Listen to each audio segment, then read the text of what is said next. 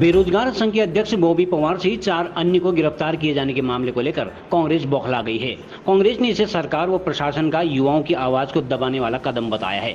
पत्रकारों से वार्ता करते हुए कांग्रेस जिला अध्यक्ष भगवत सिंह डसीला तथा जिला प्रभारी महेंद्र सिंह लुंठी ने कहा कि सरकार तानाशाही पर उतर आई है। मंदिर दर्शन के लिए जा रहे युवाओं को गलत धाराओं में गिरफ्तार करते हुए उन्हें झूठे मुकदमों में फंसाया जा रहा है। कांग्रेस ने कहा कि वो युवाओं के साथ अन्याय नहीं होने देगी तथा युवाओं की लड़ाई को सड़क से लेकर सदन तक लड़ेगी।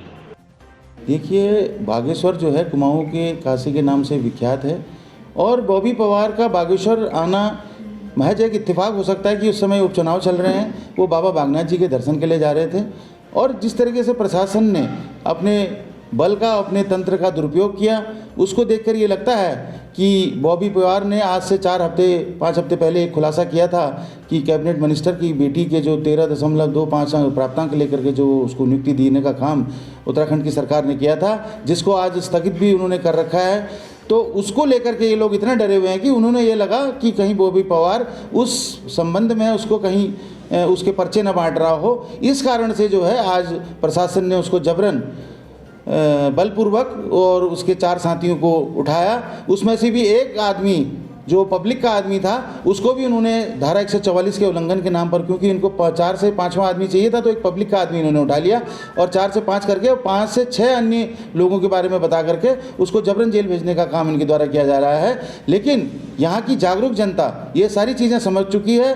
जिस व्यक्ति के द्वारा इन 16 सालों में 4 बार विधायक बनने के बाद कोई भी विकास कार्य नहीं किया गया है, उस चीज़ को लेकर के कांग्रेस जनता के बीच में जा रही है। और जहाँ तक बॉबी पवार का सवाल है, बॉबी पवार को जिस तरीके से इन्होंने गिरफ्तारी करी है उसको देखकर ये लगता है कि ये कहीं न कहीं से अंदर से डरी हुई है, उनको खींच है। मात्र एक निहत्थे व्यक्ति को इनके द्वारा प्रशासन ने बलपूर्वक जो गिरफ्तार करने का काम किया है वो बहुत ही निंदनीय है। इस घटना की कांग्रेस पार्टी कड़े शब्दों में निंदा करती है। पुलिस का ये भी आरोप है कि वो आदर्श आचार संहिता का उल्लंघन हो सकता था या शांति भंग हो सकती थी या फिर 144 का उल्लंघन वो कर रहे थे, तो एहतियातन उनको हिरासत में लिया गया क्योंकि ताकि समाज में कोई विद्वेष न फैले। देखिए, बॉबी पवार की कोई जनसभा नहीं थी, कोई रैली नहीं थी, कोई उसकी आम जनसभा नहीं थी और नहीं कहीं पर को किसी नुक्कड़ सभा का आयोजन उनके द्वारा किया जा रहा था। वो मात्र बाबा बागनाथ जी के दर्शन के लिए जा रहे थे और उसमें बीच में उनको उठा लिया गया।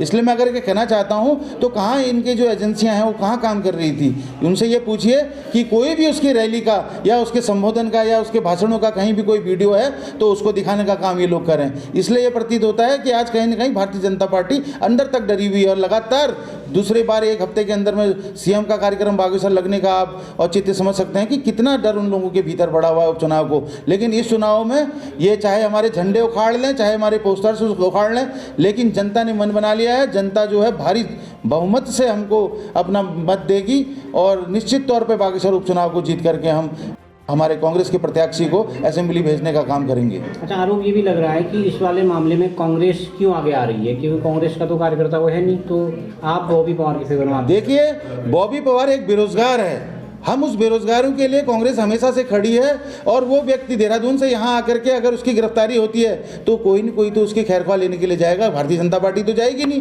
क्योंकि उसके खिलाफ उन्होंने जो जितने भी खुलासे किए हुए हैं, चाहे वो SSC भर्ती घोटाला हो, चाहे वो पटवारी भर्ती घोटाला हो, चाहे वो JEE और AE घोटाला हो या कई जैसे हाकम सिंह जैसे घोटाले का उजागर करने का काम बॉबी पवार ने किया है। इसलिए हम बेरोजगारी की आवाज़ में उनके साथ मिल करके कंधे से कंधा मिला करके हम उनकी आवाज़ को आगे बढ़ाने का काम कांग्रेस कर रही है और बेरोजगारों के युवाओं के हित के लिए कांग्रेस जो है उनके साथ खड़ी है। देखिए, जिस तरीके से आज यहाँ के प्रशासन ने और SOG की टीम ने जिस तरीके से वीडियो में देखा गया कि जब बॉबी पवार की गिरफ्तारी हुई तो उस समय भारतीय जनता पार्टी के सक्रिय कार्यकर्ता, बजरंग दल, RSS, विश्व हिंदू परिषद के जैसे कार्यकर्ता उस गिरफ्तारी के समय वहाँ पर मौजूद मिले। तो आखिर प्रशासन के लोग क्या कर रहे हैं, किस तैयारी से चल रहे हैं। मात्र एक उपचुनाव में इनके प्रशासन की, इनकी जो सरकार की जो लाचारी है वो स्पष्ट सामने दिखने को आ रही है, जिसमें कि उनकी गिरफ्तारी को लेकर के SOG की टीम में सारे सिपाही मौजूद नहीं थे, बाकायदा उसमें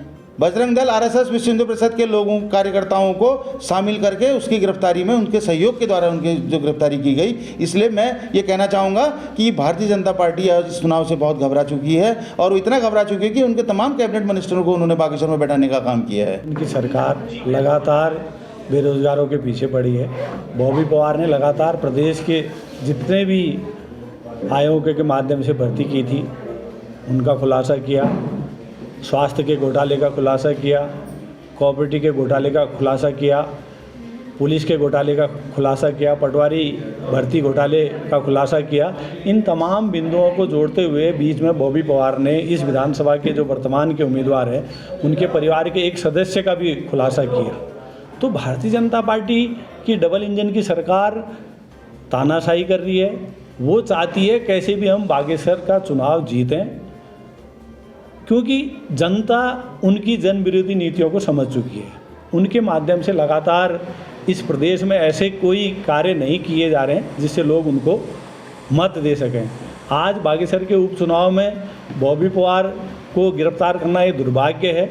दुर्भाग्य इसलिए कहा जाएगा कि उसने लगातार नौजवानों की बात रखी, उसने उत्तराखंड के बेरोजगारों की बात रखी, उसने उत्तराखंड की जितनी भी भौगोलिक परिस्थितियों से नौजवान जूझ रहा है उसकी बात की। तो उसको लेकर आज भारतीय जनता पार्टी की डबल इंजन की सरकार को ये डर था कि ये बागेश्वर आए हैं तो कहीं और ऐसे कोई घोटाले तो नहीं है जिसका वो खुलासा करे।